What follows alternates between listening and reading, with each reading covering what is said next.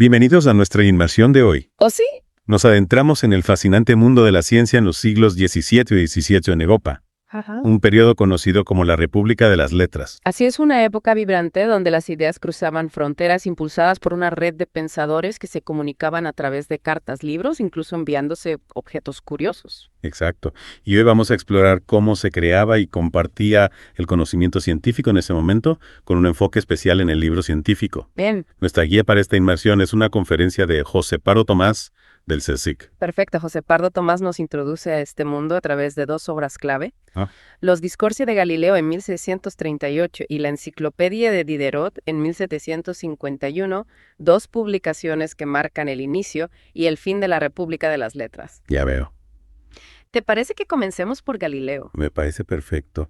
¿Por qué fueron tan importantes los Discorsi? Bueno, para empezar, porque se publicaron mientras Galileo estaba bajo arresto domiciliario. Imagínate el impacto, un libro desafiando a la autoridad, difundiendo ideas que se consideraban peligrosas. Hablando de conocimiento prohibido, este hecho marca un cambio fundamental. La ciencia deja de ser un asunto exclusivo de universidades y cortes Sí. y entra en la esfera pública. Exactamente, y este cambio es crucial porque legitima las actividades científicas ante la sociedad.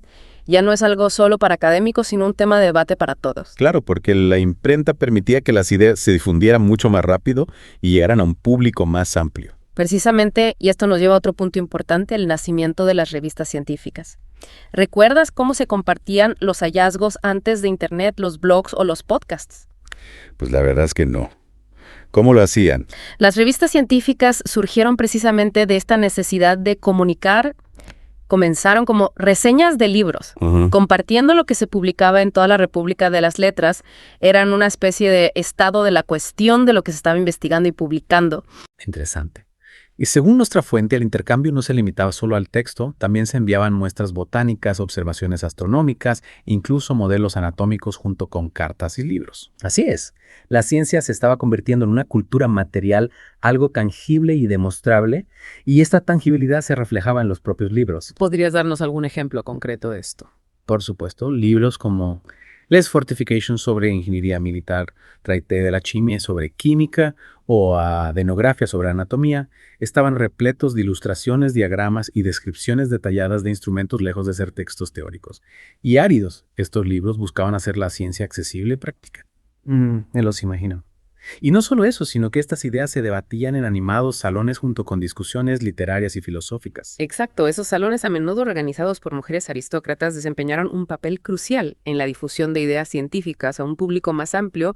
Eran espacios de encuentro donde se compartían ideas, se discutían teorías y se generaba nuevo conocimiento. ¡Qué ambiente tan estimulante! No solo leías sobre una nueva teoría astronómica, sino que te la explicaba. Veías diagramas, quizás incluso podías sostener un modelo del sistema solar. Es fascinante pensar en esos espacios de encuentro, ¿verdad? Y no podemos olvidar otro espacio que refleja esta cultura material de la ciencia, el Gabinete de Curiosidades. Los gabinetes de curiosidades. Cuéntanos más sobre ellos. Eran colecciones de especímenes naturales, plantas, animales, minerales, meticulosamente organizados a menudo en casas privadas o boticas. Eran una especie de microcosmos que pretendía representar la riqueza y variedad del mundo natural. ¿Y qué papel jugaban los libros en estos gabinetes? Los libros eran esenciales, proporcionaban el marco para comprender y clasificar el mundo natural, un aspecto clave de la ciencia del siglo XVII. Pero iban más allá, ya que también influían en la arquitectura interna de los gabinetes, en cómo se organizaban los objetos. Es decir, que los libros no solo servían para entender los objetos, sino también para ordenarlos. Exactamente para nosotros. La disposición de los objetos en un gabinete de curiosidades puede parecer caótica, pero en el siglo XVII tenía su propio orden, y los libros eran clave para entenderlo. Es como si los libros proporcionaran un mapa para navegar por el gabinete. Una buena forma de verlo, la historia natural de la que los gabinetes eran un reflejo. Era una ciencia taxonómica. Nombrar, describir, clasificar los libros proporcionaban el marco para llevar a cabo esas tareas. Y esta necesidad de clasificar respondía a algún objetivo concreto. La meta final era reconstruir el orden natural que, según creían, Dios había dado al mundo, y esto se reflejaba en cómo se ordenaban los libros en las bibliotecas y los objetos en los gabinetes. El orden como reflejo del conocimiento. Pero si volvemos a la cronología que establecimos al principio, este periodo de esplendor del libro científico llega a su fin con la aparición de la enciclopedia en 1751. ¿Por qué marca este hito un cambio tan significativo? La enciclopedia, con su formato innovador y su ambicioso proyecto de reunir todo el saber de la época, representó un punto de inflexión en la historia del libro científico. ¿En qué sentido? ¿Qué la hace tan diferente a las obras que hemos comentado hasta ahora? Bueno, primero por su envergadura, 35 volúmenes publicados en fascículos financiados por suscripciones. Esto requería un nivel de organización empresarial sin precedentes en el mundo editorial de la época. Un proyecto titánico. Impresionante que Diderot y D'Alembert consiguieran llevarlo a cabo. Sin duda. Y segundo, la enciclopedia implicó a los lectores de una forma totalmente nueva. Ya no eran meros consumidores pasivos, sino que participaban activamente en el proyecto a través de las suscripciones. Una comunidad de lectores comprometidos. Es interesante ver cómo la enciclopedia no solo recopilaba el conocimiento, sino que también fomentaba la participación del público. Exactamente. Y este cambio en la relación entre autores, editores y lectores marcó el comienzo de una nueva era para el libro científico. Una era de diversificación, con revistas, tratados, libros de texto, manuales. Así es. Y esta diversificación permitió que la ciencia llegara a un público cada vez más amplio y diverso, consolidando su presencia en la esfera pública. Hablando de la esfera pública, antes mencionamos que la ciencia salió de las universidades y las cortes para llegar a un público más amplio. Podemos decir que la República de las Letras sentó las bases para lo que hoy entendemos como esfera pública. Ciertamente, aunque el concepto de esfera pública en el sentido estricto surge más tarde, Ilustración, la República de las Letras, sentó las bases para su desarrollo, fue un caldo de cultivo para el intercambio de ideas y la crítica racional que caracterizaría a la Ilustración. Volviendo a la enciclopedia, ¿sabías que su origen no fue del todo francés? Así es la idea de una obra que compilara todo el conocimiento científico y técnico de la época, ya se había explorado en Inglaterra, con la Enciclopedia de Ephraim Chambers publicada en 1778.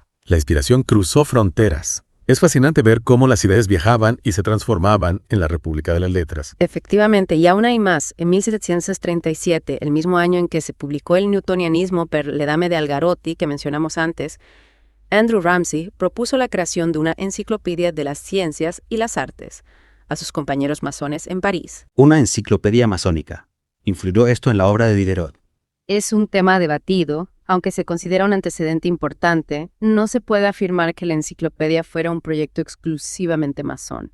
Lo que sí es innegable es que la enciclopedia marcó un antes y un después en la forma de concebir y producir el libro científico. Un cambio de paradigma de Galileo a la enciclopedia. Hemos recorrido un camino fascinante a través de la República de las Letras.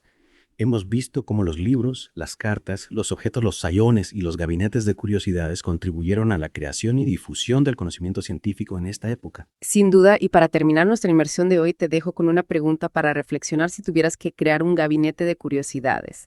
Hoy en día, ¿qué objetos e ideas representarían el estado actual de la ciencia? Me encanta la idea. Un smartphone. Un algoritmo. Una muestra del Amazonas.